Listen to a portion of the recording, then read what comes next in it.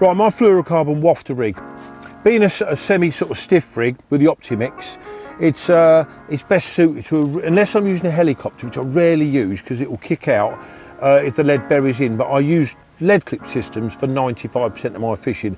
Perfect for this. So basically the lake bed, a little bit firmer, maybe on gravel, a little bit of clay where it's not going to bed in too much. The fluorocarbon pushes it out away from the lead, and it's, I mean, this is invisible. Totally invisible and as tough as anything, this Optimix. So clear lake beds, you can lay it in the edge, although there are better rigs suited to that style of fishing. For me, long range fishing, medium range fishing, it doesn't tangle as long as you check it on entry. Nice firm lake bed, balance it so it's critically balanced. I want that to sit like a bridge or a claw, the hook sitting upright, but not sitting upright, if you know what I'm saying. You'll know that from when I show you it in the lake bed. So one of my favourite rigs, very successful for the last winter and spring.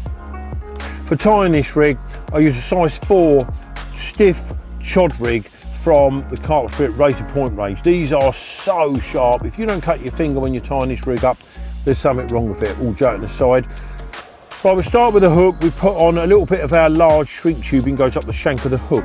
Then we've got a quick change Ronnie swivel, if you like, but I've cut the ring off it, so it is literally just the swivel and the hook part of it on.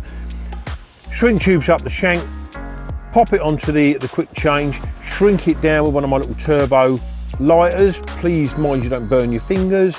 Let the hook cool for a few seconds before you then put on the shank of the hook over the point, small ring swivel, followed by, for me, one of our Carp Spirit little rubber beads that holds it in place. I like that bead to be opposite the barb of the hook, and it sits perfect then.